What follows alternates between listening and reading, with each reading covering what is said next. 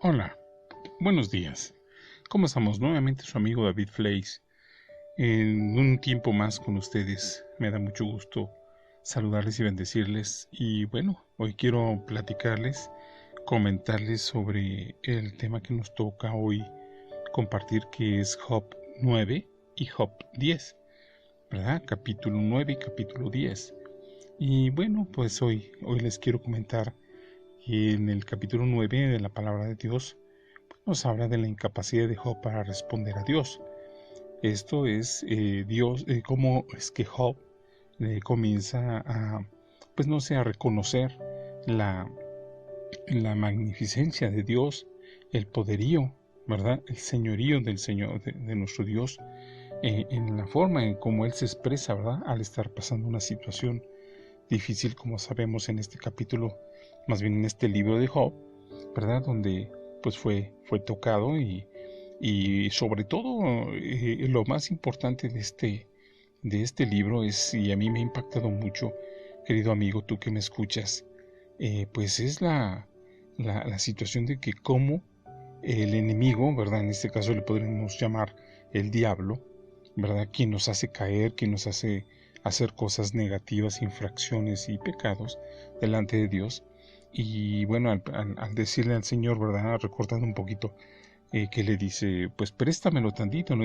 A Job, y déjame tocarlo para que, fíjense nada más, déjame tocarlo. O sea, no nada más era, voy a hacer esto, te aviso, Señor Dios, no, dijo, permíteme. O sea, vean nada más el poderío de Dios frente inclusive al maligno, ¿no? Entonces, él lo tocó en diferentes formas, como lo van a ir viendo, ¿verdad? Que le quita su casa, sus hijos, todas esas calamidades que le pasan.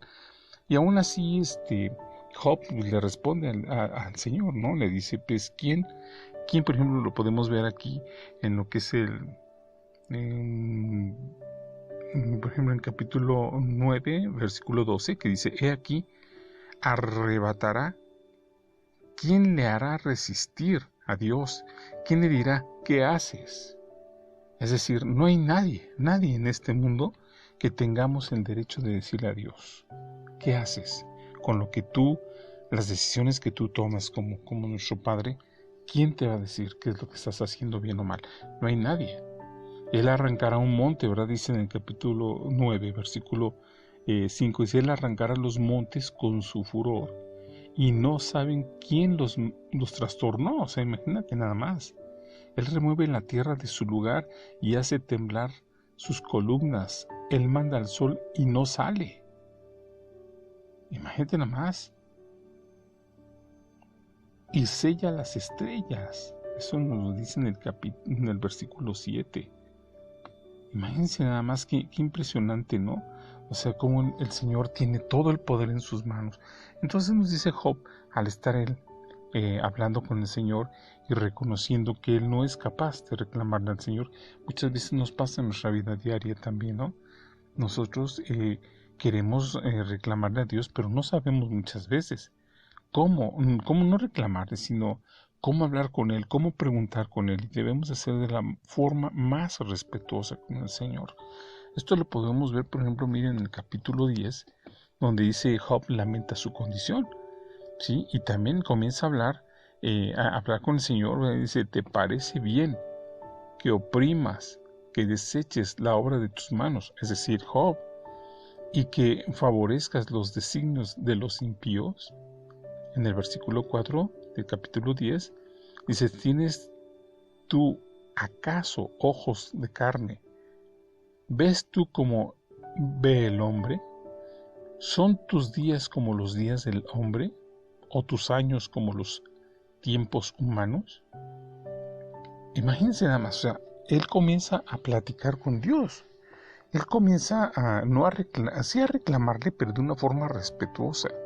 Y es donde nosotros tenemos todo el derecho de hablar con Dios. Hay un solo mediador, dice la Biblia.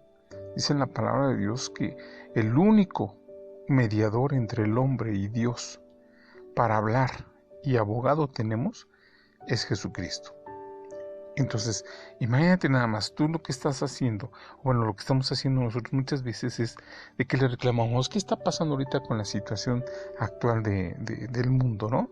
Hay un virus bien peligroso, se ha muerto gente, tal vez tú que me escuchas se ha muerto familia, se han muerto esposas, hijos, familiares, este, tu negocio está quebrando, ya no están las mismas ventas de antes, o sea, están pasando muchas cosas muy difíciles en el mundo y queremos echarle la culpa a Dios.